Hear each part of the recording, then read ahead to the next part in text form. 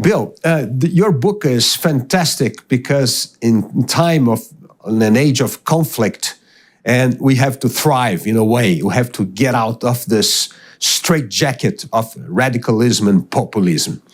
And you gave a very good framework. I would like to go with you through the framework and then jump in a real case. So the basic thing in your framework, the first is go to the balcony.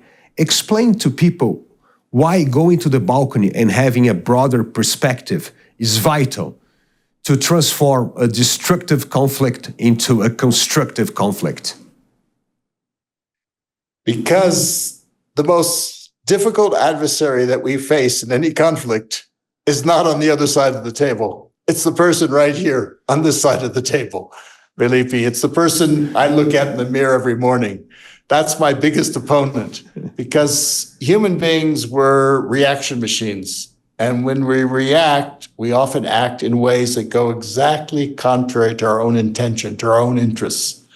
There's an old saying that when angry, you will make the best speech you will ever regret. And that happens often. Hence the importance of being able to pause for a moment, even if it's just for a microsecond in the middle of a conversation, but even better sometimes, take a little break where you can go to, it's almost like you're negotiating on a stage. And part of your mind goes to a mental or an emotional balcony overlooking that stage, which is a place of calm and perspective and self-control, where you can keep your eyes on the prize. You can remember what is most important to you. What are you actually trying to achieve? And from that wider perspective, you can see the whole play. You can see the whole drama. You can see not just the characters in front of you, but the characters who are not in front of you, all the personalities. And from that perspective of the balcony, that's when we negotiate most effectively. That's when we dialogue most effectively. That's when we can make genuine progress. But Bill, usually people has a certain conflict between their real interests and their position, because they have to go back to their stakeholders and justify the decision. And sometimes they end up opening up or giving up their real interest because of their position. How can you avoid this trap? Well, by going to the balcony first and making the distinction which many of us do not make, which is this distinction between our positions, which are the things we say we want, our organizations, our parties say we want. Those are the positions. The interests are the real motivations, the deeper interests or needs or concerns or fears or aspirations or dreams that lie underneath the positions. And it's so often in life, we try to go for our position. We want this. We want independence. For example, if you're a secessionist group, we want independence. I remember working with mediating between a secessionist group in Indonesia and the government of Indonesia. We want independence, and we've been fighting 25 years for it, and we've lost thousands of lives for it. But when I asked them, tell me something, I understand you want independence, but why? Why do you want independence? Why are you fighting for independence? Then there was a little bit of a silence, like, we know what our position is, but do we really know what our strategic interests are? Are we fighting for sovereignty? Are we fighting for control over natural resources? Are we fighting for a flag at the UN? Do we want the rights to speak our own language or practice our own religion? And what's so fascinating is that when you go, you may not be able to get your position. In this case, they weren't militarily stronger than the government of Indonesia. But once they understood what their interests were, then they could negotiate, and they were able to satisfy many of their interests, even if they weren't able to get their independence. It's interesting. I remember one phrase of Jean-Claude Juncker, who was at the time in the European Union. He said, we all know what we want, but the problem is we don't know how to get reelected. Well, that's a big problem. And from a perspective of the balcony, sometimes, politicians know what they have to do, but they said, well, I don't know how to justify this for my stakeholders. do you think before we go to the balcony, we have to know exactly what are our interests and how we will justify this for the stakeholders? The reason to go to the balcony is on the balcony in that place of perspective, Felipe. That's where you can take a step back. You can zoom in deep into yourself or deep into your stakeholders, and you can map out for once on the balcony. You map out who are all the parties, in this negotiation. There are stakeholders, there are constituents, there's this faction of the party, there's that faction of the party. You map it all out, and each one of them may have different interests. And once you understand the play of interests, then you're best prepared to be able to negotiate in a way that satisfies enough of the key interests of enough of the key stakeholders to make genuine progress. Well, the second step that you brought up in your book is after you're in the balcony and you understand what your real interest and mapping the stakeholders, you have to create the golden bridge.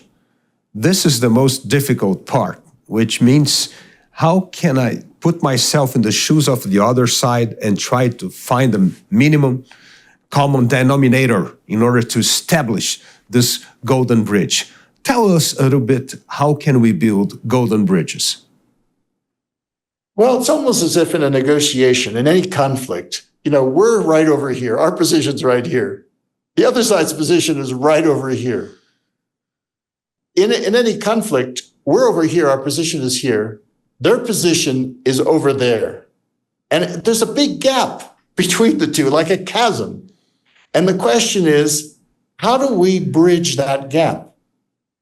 Now, normally speaking, what we do is we say, come on over to our position. You better come over to our position. And they're saying, come on over to our position. And neither one is moving, right?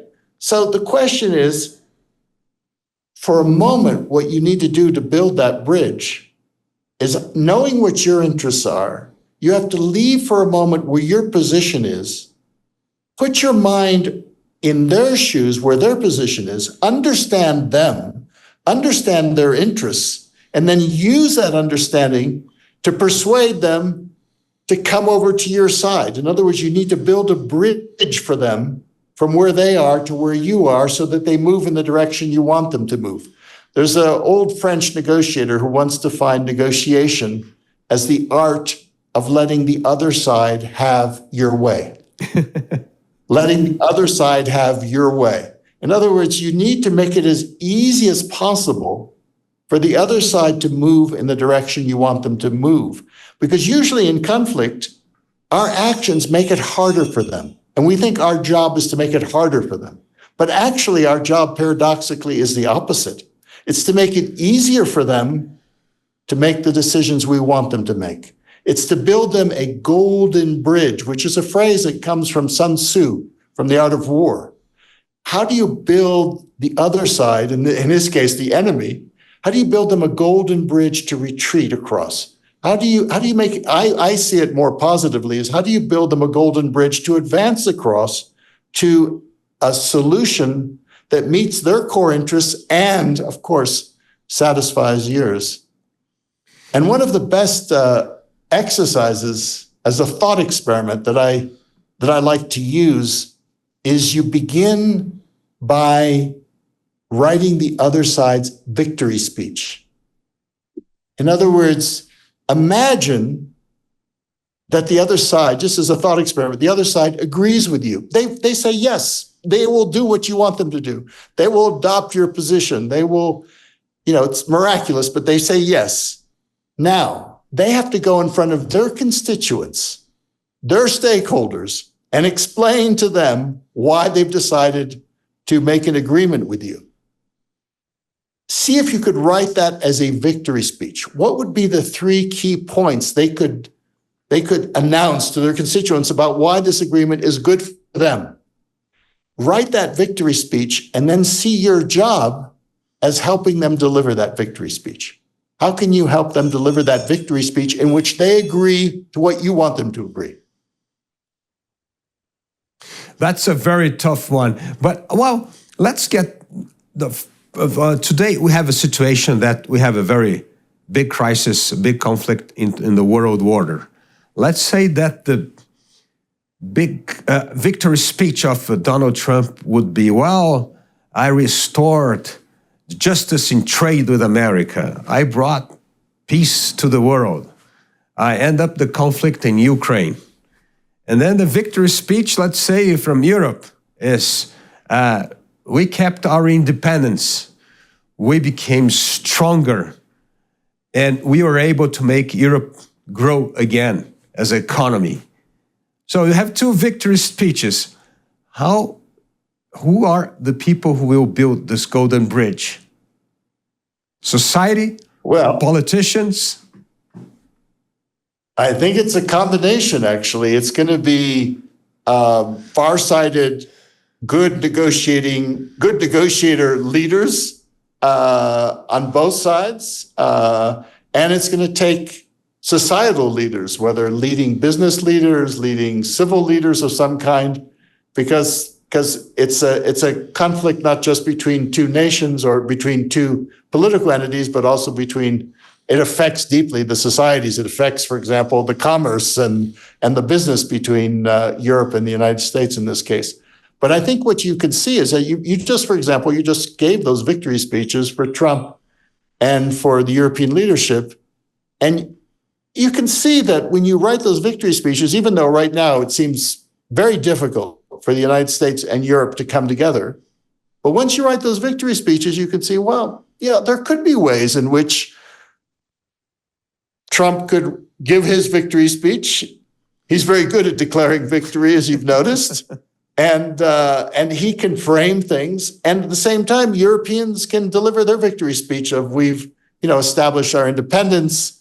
We're on our own feet. We can defend ourselves and we can, have Europe prosper. It's still possible for that to happen because the nature of reality these days, even though there's a rhetoric of who's going to win, who's going to lose, right? A winning, losing rhetoric. The reality of the world is still, there's such intense interdependence, as for example, between Europe and the United States, that either you're going to get to solutions that are positive sum, where both sides meet their interests, where it's a so-called win-win, or you're likely to end up with lose-lose, negative sum, where both sides end up losing. And the danger right now is with tariff wars, for example, it's very easy to get into a spiral, which leads to everybody losing. And that's the key. That will take real leadership to prevent that spiral from going into the negative territory and keep it in a place where there can be mutual gain for both entities.